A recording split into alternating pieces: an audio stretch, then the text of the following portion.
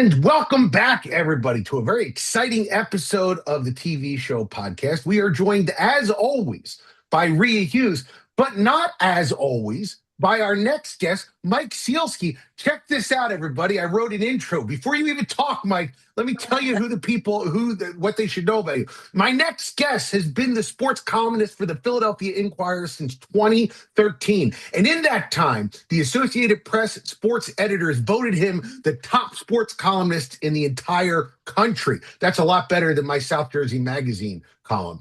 He's a former Wall Street Journal reporter whose work has appeared in the best American sports writing multiple times. He's the author of 5 books, including the national bestseller, The Rise, Kobe Bryant, and the Pursuit of Immortality. He co-hosts on Sports Radio 94 WIP with Rob Ellis, and he's got a book coming out in November. Is it November, Mike?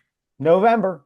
And if you listen to this podcast, ladies and gentlemen, this is at the Venn diagram of things that you are interested in. Every listener should buy this book. It's called Going the Distance, Stallone, Philly, and the Story of Rocky, the definitive account of how that movie got made. Ladies and gentlemen, please welcome to the show, Mike Sielski. Hey, Mike, thanks for coming on. Jay, that is a Jason Kelsey on his podcast-like intro. I appreciate it. I'm a big fan of the show, as Rhea knows, yes. And I'm thrilled that I'm here and that you guys asked me to be on. Let's do this. Absolutely. And by the way, everybody, don't worry. Angelo is alive and well. He's in Boston with Gail having fun. He'll be back next week. Boston. Yeah, poor Boston. Everybody's going, who's that beautiful lady with that weird old man?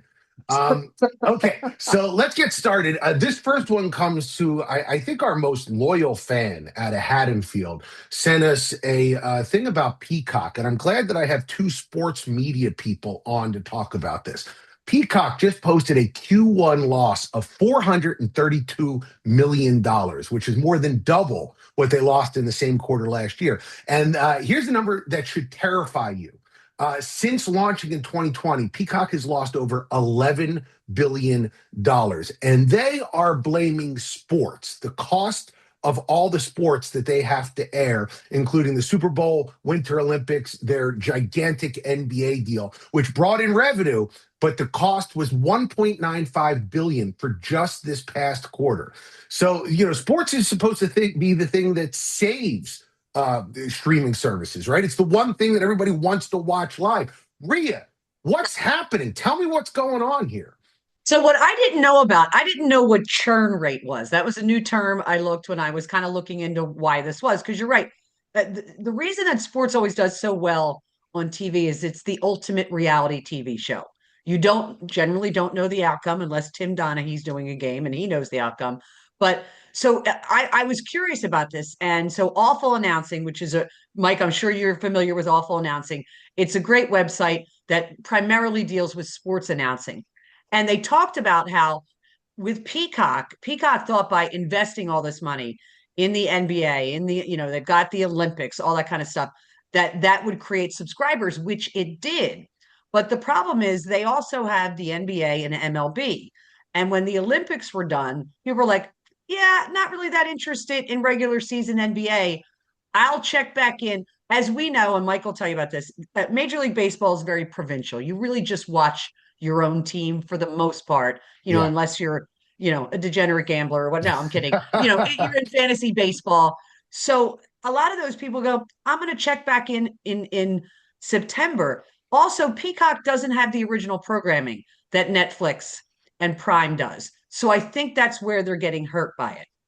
Mike, you agree with that? And I want to put a pin in Rhea's gambling thing. I want to ask you about that. But is it the Olympics got everybody excited and then they all said goodbye? I think, Jay, there's a fundamental misreading of sports fans and viewing habits going on among streaming services. If you look at surveys from anywhere that is a reputable survey polling firm, younger people don't watch sports, don't watch big time sports in the same numbers that Gen Xers or baby boomers do. So that's number one, okay? The audience that has grown up with streaming doesn't watch sports to the degree that the older generations do. Those older generations, and I'm one of them, like to flip. Ah, Mm, yes. And yeah. when you are watching a sport on a streaming service, you are locked in to that sporting event. And what does this create? It creates an audience, such as it is, of people who really, really, really want to watch the Olympics or an NBA regular season game, but who aren't like stumbling into those games the way you did back in the day when you sat on your couch and flipped around and saw, oh, look at this. The Bulls are playing the Pacers, and it's kind of an interesting game. I'll stick with this for a while. This is affecting the sports too, I think, because you're not creating as many casual fans and people who just kind of bump into sports in the way they did. And I think this is what's hurting Peacock with its streaming. It's one thing to watch the Olympics during the 2 weeks that it's on. When you're home, it's on NBC. You could maybe flip back and forth from what's on NBC to what's on USA, even if you're committed to watching the Olympics for several hours at a time. But if it comes down to A, having to subscribe to Peacock, or B, even if you've already subscribed to it, having to log into it and watch it for a long period of time and commit to it, I think a lot of people are probably saying, you know what? I'm not interested. But the cost of actually covering and broadcasting these events, the Olympics, the Super Bowl, the NBA, those aren't going down, those are going No. up. So the math here doesn't work out. You're almost intentionally shrinking your audience for more cost to actually cover and put on these games and these events. Mike, that is such a good point about flipping. You know why? Because I'm Gen X, but I watch the majority of my sports content on TikTok, Hmm. especially baseball. Yes. I'm telling you, I think that's how a lot of kids view it too. TikTok knows I'm interested in baseball in sort of a roundabout way. So every ninth or 10th video is a highlight, like Shohei Ohtani, that I would not, I used to watch on Sports Center. I'm not going to sit down and watch the Dodgers, right? But if I'm served up a highlight, I'll sit and watch for a minute. I think that's a great point. Rhea, do you think that is true, that it's the flipping is a big part of this? Yeah, it's a problem. So here, I'll give you an idea just what happened with me last night at home. Now, I got a small TV for Christmas. I'm here. I'm in my sunroom attached to my kitchen. I got a small TV that I'll keep on direct TV when I'm watching games, and I can flip on that. I can just go right back and forth. And then I have, my main TV in my sunroom. But last night we had the Sixers on, and I had the Phillies, both of which I have to watch for my job. But I was getting tired because I do wake up at 2:15. So I had the Sixers on my TV muted, and I had the Phillies on my Alexa. So because I can't go on how I consume the Sixers and the Phillies is I can't flip back and forth. So I get what Mike's saying there. I sometimes have to do that. But I'm a radio person, so it's really fine with me. And I'm gonna use cuts in my update. So whichever one I go, all right, I'm gonna focus on that. I did that wrong because I should have had the cuts from the Sixers game. Um, Mm. but but it's just that's how I consume it. One TV I can flip around. One is I stay static. And one thing I would add to that, Rhea, is I tweeted about this idea that I miss flipping. I've tweeted about Yeah, this last week, and I got a lot of pushback from people who said, well, get your iPad or watch something on your phone or, get a second TV for your living room. And I'm like, I don't want my house to turn into a PJ Wellahans. Like I have a TV. It was easier to flip. It gave yeah, me more options to what I wanted to watch and what I didn't want to watch. And this is actually getting borne out. If you look at there was a piece on by a writer named Ethan Strauss who's on Substack, and he writes about TV, sports TV a lot. And he made this point that like NHL ratings in the playoffs are soaring. Now, the networks are going to be lying about the ratings, obviously, yeah, but they're doing pretty well, and the NBA isn't.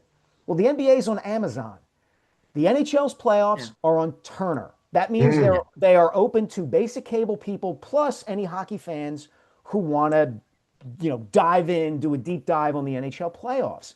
And I think the ease with which people can access stuff matters nowadays. And it's just not that easy to access Peacock and what they want.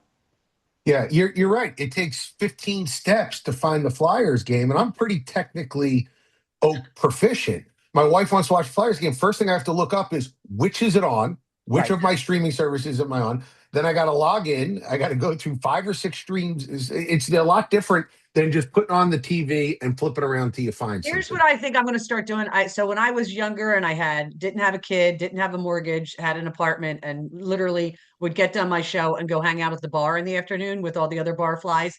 I had a bartender. He would have a list. He would cut it out of the daily news. Mike, you'll love this, of the TV schedule. Yeah. And every day, so I think every day I'm just going to like literally print out a list and stick it on the bottom of my TV and go, okay, Flyers are there, Sixers are there, Phillies are here. It's a very good idea. I like it, Rhea. I'm a big fan of lists, so I'm with you.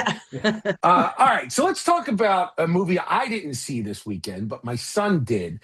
And he said, I asked him, how was it? And his response was, it wasn't great, but the music was so good, you forgot that it was not that great. And I feel like that might be what's happening with this movie. Talking about Michael, which opened to $100 million in America, $200 million worldwide. This thing is going to be a monster hit. It surprised a lot of critics because its critic score is 40% on Rotten Tomatoes.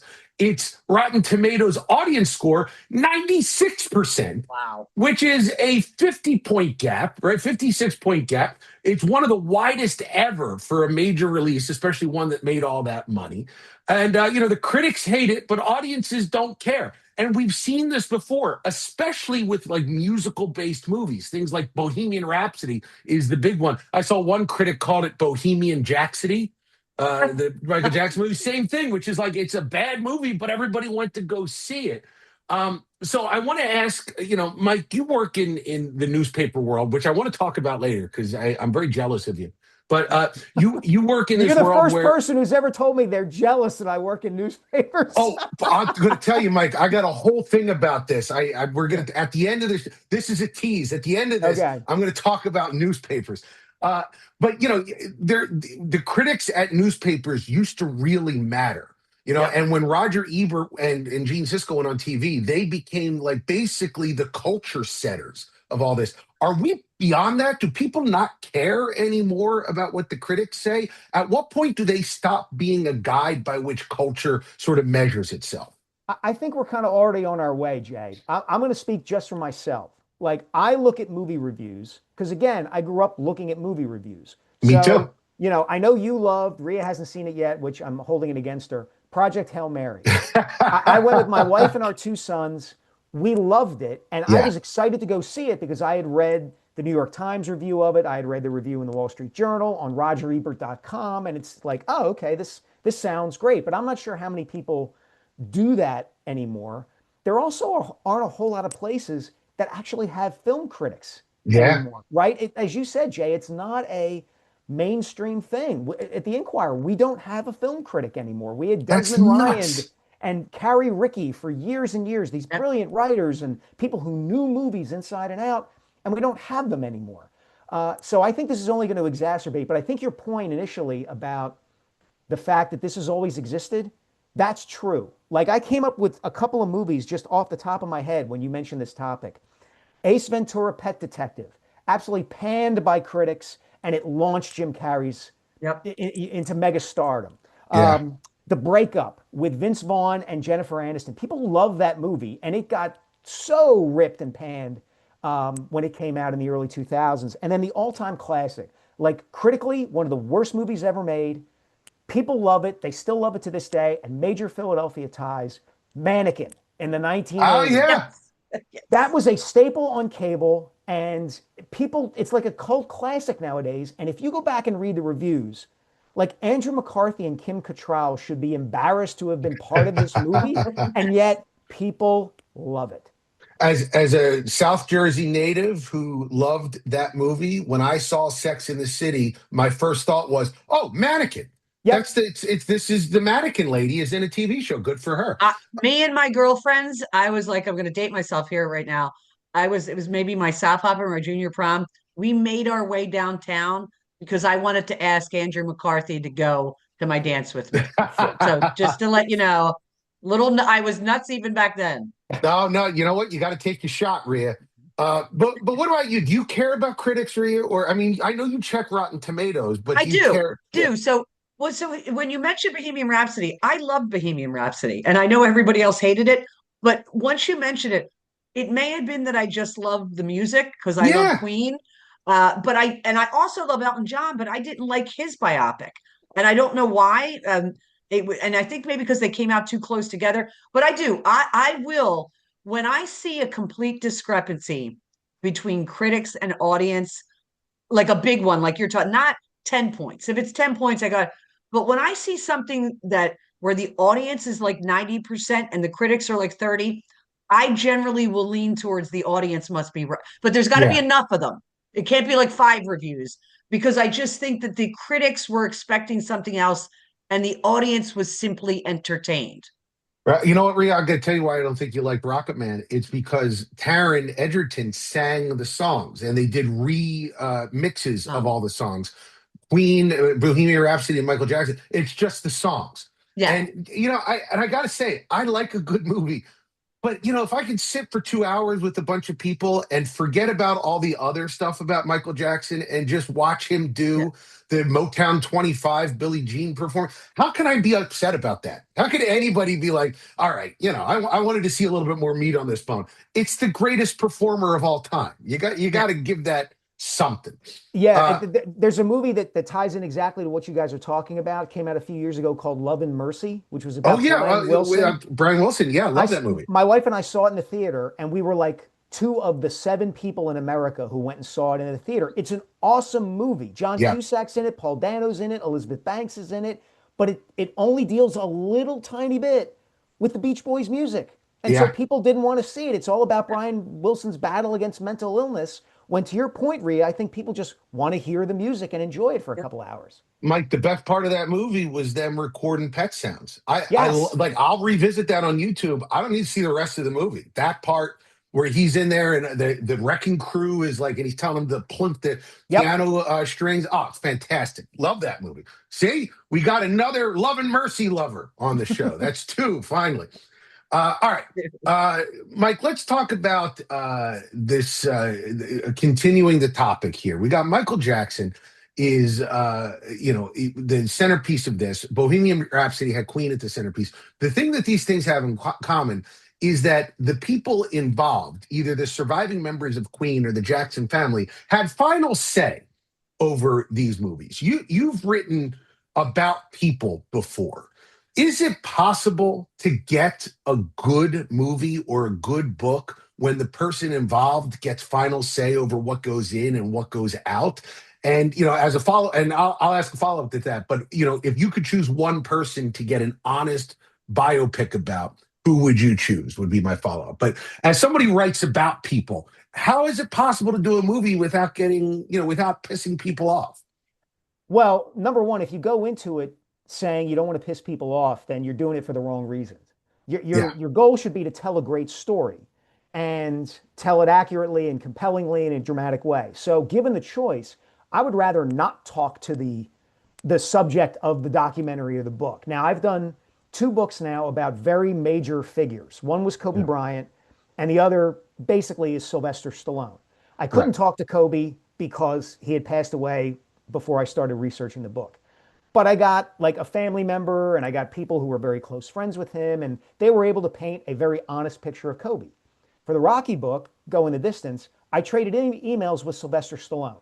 He answered, you know, several of my questions. So I have him in the book, but what I write is not dependent on what he thinks I should write. Right. And I want that freedom. I want that honesty. And it pisses me off to see so many documentaries now, especially the one that really bothers me is the Untold series on Netflix, which is nothing more than paying ex athletes or paying controversial figures to whitewash their lives and their careers. The Johnny Wow. Manziel Oh, documentary, All right. Yeah. the University of Florida football documentary about Urban Meyer and Tim Tebow that doesn't mention Aaron Hernandez at all. oh, oh. Give me a break with this stuff. And it's something that I look for in the content I consume, whether it's a documentary or a nonfiction book I'm going to read.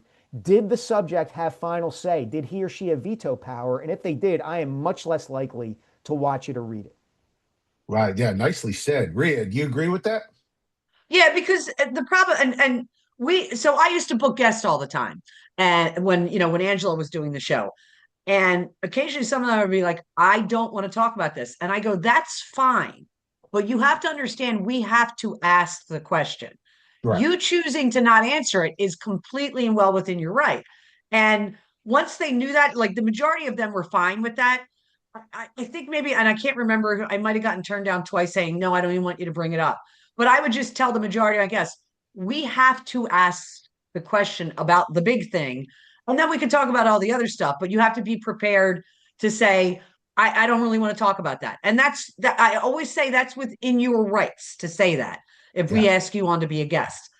So yeah, when I see stuff like, oh, so and so, I remember just the what's the biopic? I don't know if it's a biopic. The JFK Jr.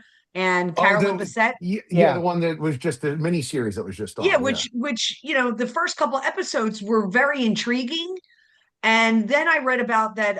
Oh God, what's the Splash? Daryl Daryl Hannah. Hannah. Yeah. Yeah. Daryl Hannah. She wrote about Yes, her role in this series. Yeah. she was portrayed like so horribly, like none of that happened, and I thought, well, that's just wrong. So sometimes you do have to include the people in it, but you also can't when you include real people and you can't portray them poorly, I guess, or So wrongly. real fast, I just want to get your thought on the one that I can think of that had the cooperation of the person at the center of it, but I still thought was very good was The Last Dance, the Michael Jordan Oh, documentary. And that might have just been because it's the Michael Jackson effect of the highlights were so good, it didn't matter that they might have glossed over some of the deeper issues there. But Mike, I I see you nodding. Yeah. Yeah, I agree with you that I thought it was really compelling, Jay, but I actually came away from The Last Dance with much less respect for Michael Jordan because yeah, he and Jerry Krause, the GM of the Bulls, didn't like each other. And, hated each and other. Jordan hated Krause. And Krause was dead when The Last Dance was being made and came out.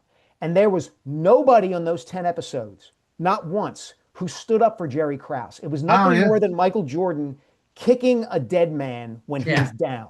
And Right. yeah. I'm sorry, I don't care how great a basketball player is. That was a lousy thing to do. It showed what Jordan's true character was, as far as I was concerned. That's a very good point. See, this is stuff I don't think of. I see Michael Jordan dunking a basketball and I go, hey, this is a great documentary. There should be more of this. Real fast, Mike, if you could choose one person, biopic, no holds barred, who do you choose? Tom Brady. The Oh, fact, Oh, the, wow. the Great fact that choice. he left his pregnant girlfriend for a supermodel never gets brought up ever. no. Yeah.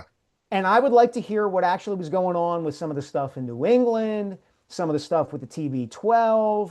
That would be must see TV for me. Very nicely done. Rhea, your choice. So I'm going to go a sports thing too, and Mike will fight because I remain fascinated to this day, and I probably bring it up once a week.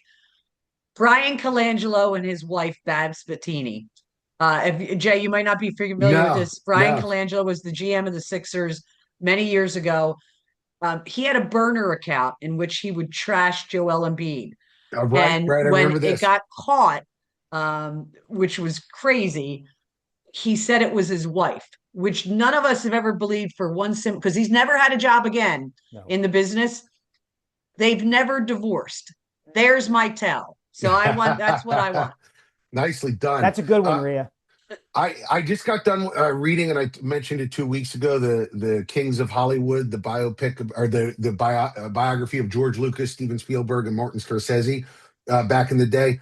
I'd love to see a biopic about the '70s, the film brat revolution of the '70s.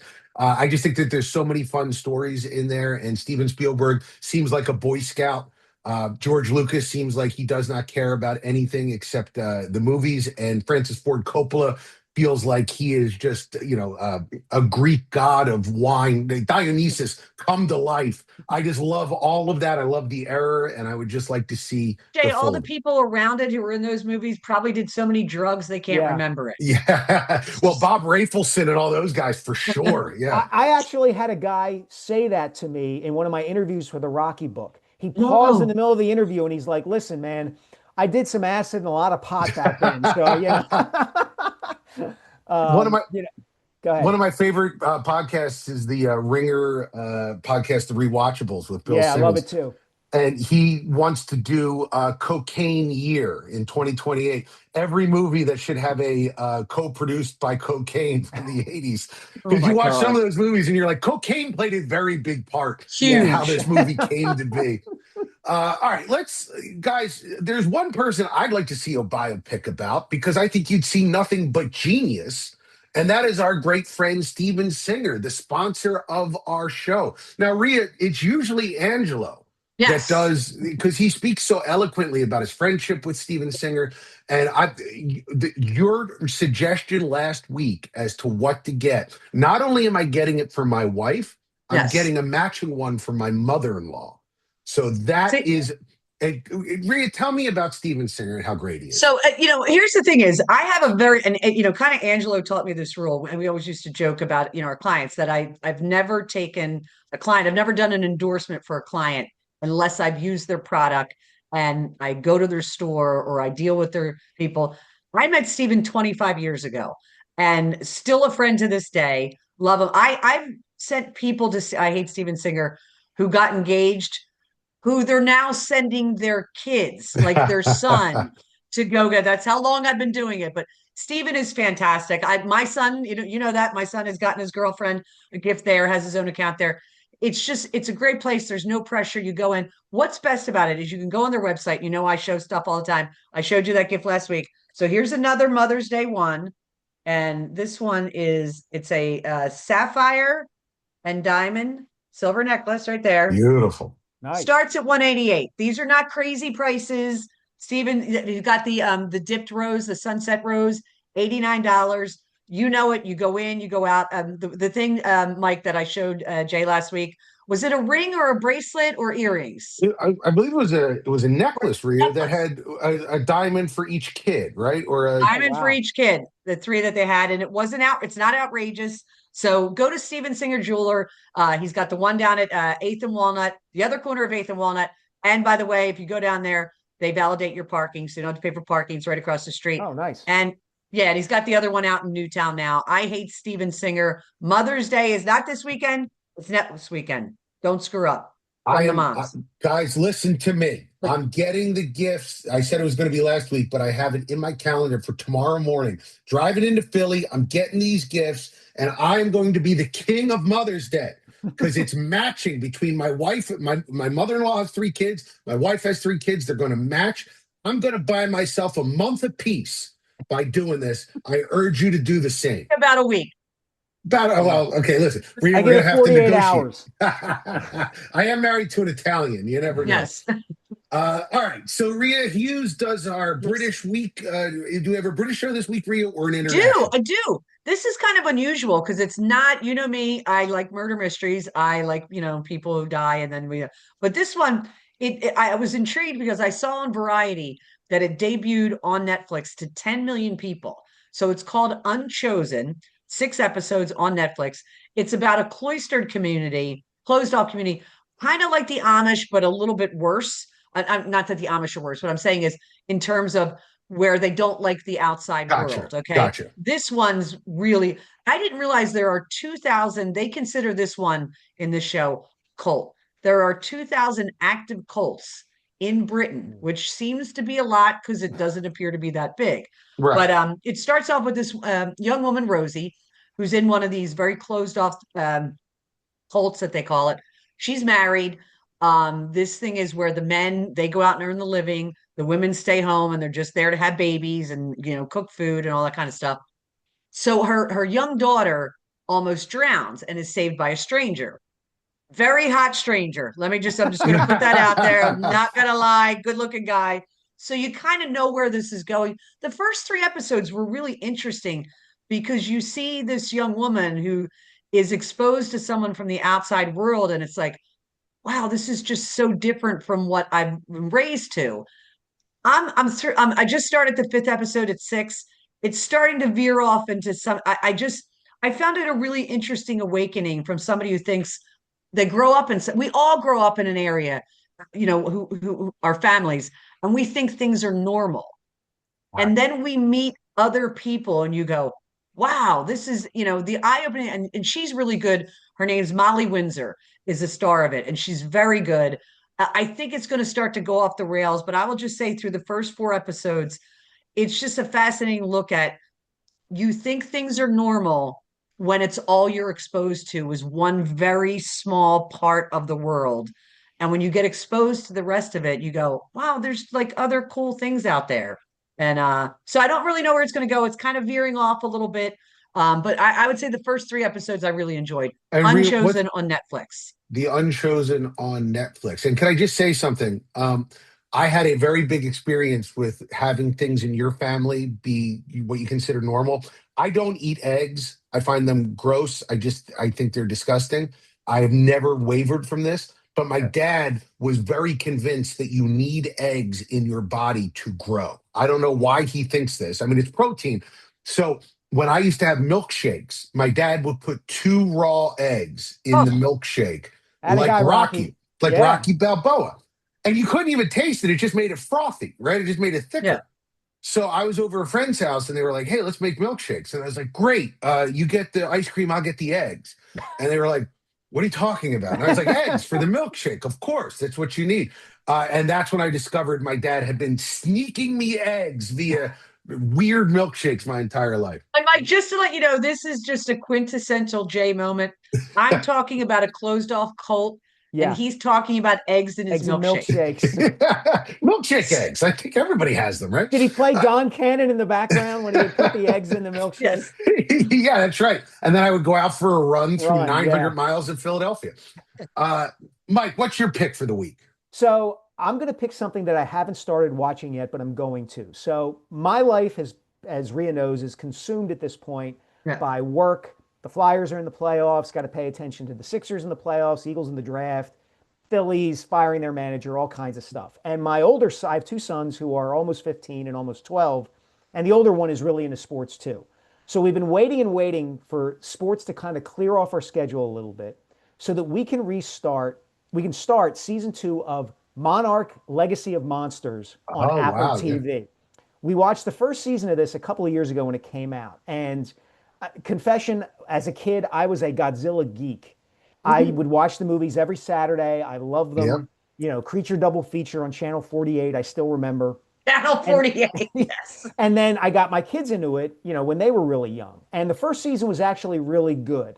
Kurt Russell's in it. His son Wyatt Russell is in it as well. And what I like about the series is that they're actually trying to make a little more serious, as much as you can make a show about giant monsters, like give it an element of realism that these kinds of stories and series and movies don't often have. One of the things I love about like the Dark Knight trilogy, for instance, is that it's not silly. It's like, okay, if you could envision how a guy could actually become Batman, this is kind of how it would be. Yeah. And the series gets into that a little bit with respect to like, what if there really were these giant monsters? And they take that concept as far as they can go. The first season was really good. It was really interesting. They actually had characters with meat on them in addition to all the giant monster fights. So my sons and I are like poised to begin season 2. There's apparently more action. It's apparently even better than season 1. So I'm looking forward to diving into that as soon as the Flyers blow this 3-0 lead to the Penguins. Oh, say it. Say it. And I can get back to some free time on my weeknights. Hey, you know what? Great choice. And I got to tell you, what I like about the Apple TV series is that it throws back to what they were trying to do when they started the Congaverse or whatever you want to call it with like Skull Island. Yeah. They did treat it a little bit silly. And if you watch that movie progression, you have Godzilla and you have King Kong, both treated as like dramas almost. Yes. And by the time they got to the last movie, it was basically like just taking 2 action figures and bashing them together. Yeah. It's like, we don't need a plot. You're going to watch a monkey fight a lizard. Are you excited? And everyone, yes, please show us more. I mean, Bryan Cranston was in the Godzilla movie that came out like 10 or 12, and he's doing like method acting in the middle of this giant monster. Absolutely. Movie. But it worked. It totally worked. And you didn't see the Godzilla to the end of the movie. It was just like Jaws. Yeah, they withheld the shark. Right. I'm with you. I just want to say something that you've just made Jay very happy, Mike, because we wouldn't have been able to have this conversation No. about Godzilla with Angelo on the show. So Yeah. he will welcome you I'm back not anytime watching a Angelo's off. freaking show with a giant fire-breathing monster. Jay, do you Yes. like monkeys, Jay? Great. This is I'm off the show now. All right. I just want to touch on the boy. Wait, I shouldn't say I want to touch on the boys. That doesn't sound right. I want to touch on the TV show, The Boys, on Amazon Prime. I think episode 5 just dropped. If you're a fan of that show, it's kicking on all cylinders. It's as crazy as always. Mike, do you watch that with your kids at all, or is it a little I too don't crazy? know. Yeah, it's a nutty show, but if you're into it, I've been very much enjoying it. And I wanted to bring up newspapers, Mike, because my son and I rewatched Zodiac this week. Oh, One of the greatest movies of all time, possibly the best movie of the 2000s, if you ask me. Jay, one of my top 10 all-time favorite movies. Just never gets tiresome to me. I No. see something new in it every single time. And what's amazing is, like, 3 of the best movies ever made: Zodiac, No Country, 4 of them: Zodiac, No Country for Old Men, There Will Be Blood, Yep. and The Dark Knight, all came out in like an 18-month span in 2007 to 2008. And it was an awesome time for movies. We didn't know how good we had Yep. it 20 years ago. Zodiac and There Will Be Blood go back and forth to me as the best movies of the 2000s. I love those other two, but so I was watching it with my son, and every time they cut to the newsroom, I kept turning to him going, that should have been me. I should have been born in the 40s. I should have been an alcoholic working in a newspaper in the 60s, where all I want to do is smoke and drink coffee and drink booze after work. It just looked wonderful to me. Now, I know the newsroom is a little bit different now, but as a newspaper man, do you watch that and go, that like there's some small vestige of that in what you do still? Yes, I'm very rarely in the office at the Inquirer, but what it makes me do is think back to when I got started in newspapers, when I was working at like the Intelligencer in Bucks County, and coming into the newsroom and then going out for drinks after you put the paper to bed, and then walking in the Inquirer newsroom early in my career. Yes, it all comes back to me. I love it, and I miss it. I wish we had that. I feel like I know people love working remotely, and I do too, but there is something to be said for coming into an office and bonding with your coworkers in a setting like that. Especially with a newspaper with a bunch of cynical, angry writers who are all chemical addicts. I know them all. Yeah. Well, Rhea, you have a part of that with radio. You're like in one of the vestigial, medias that still have that sort of vibe where everybody's in the room together. We were really lucky during the pandemic that I got to go into work every single day. I think I would have lost my mind if I didn't. I got to go in and still like see people, and that was it for we were the only people in the studios, and it was wonderful. I thank God for it all the time that I was able to do that.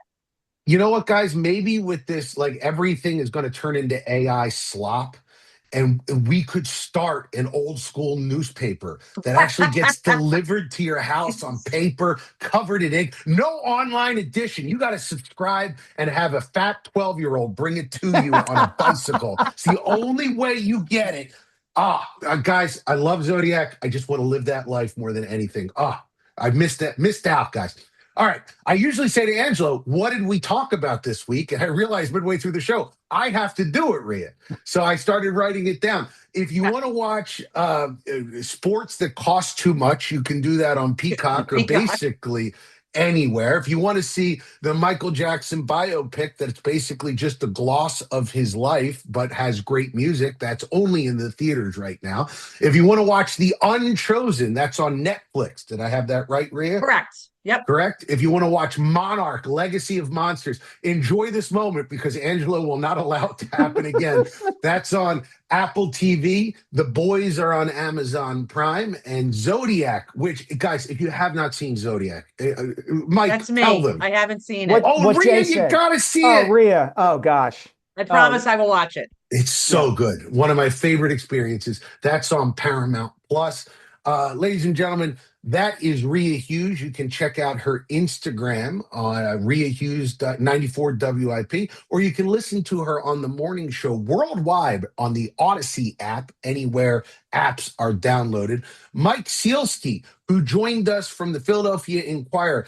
Guys, listen to me. If you listen to this show, you love Philadelphia sports, you love movies and TV, you have to. Can you go right now Pre-order. and pre-order Pre-order the book, Mike? yes. Okay. Absolutely. Go to Amazon, go to Barnes, wherever you get books, pre-order it. It's called Going the Distance, Stallone, Philly, and the Story of Rocky. And Mike won't say it, but I will. You don't understand how important pre-orders are. That lets everybody know how many to print, how popular this book is going to be. If you think you might buy it, go pre-order it right now. And, let Mike keep doing this so that we can start our paper in 5 years. Me, Mike, and Rhea, you guys are going to love it. Again, we're taking orders for fat 12-year-olds to deliver it to your house. My name is Jay Black. You can follow me on Instagram at Hello Jay Black. If you want to see people who are very much into right-wing politics call me crazy and an idiot, please follow me there. It's 2 videos a day, every day. And ladies and gentlemen, go get Angelo Cataldi's book, Loud. You can do that on Amazon or on angelocatali.com or audible.com. But order Mike's book first. Order Mike's book first, and then order Angelo's book. I want to say thank you to stevensinger.com, or IHateStevensinger.com, our sponsor. Rhea, thank you. Mike, thank you so much for coming on this show. It means the world. Jay, this was a blast. Thanks for asking me, both of you. I really enjoyed it. Guys, thank you so much. We will be back next week with more great TV talk.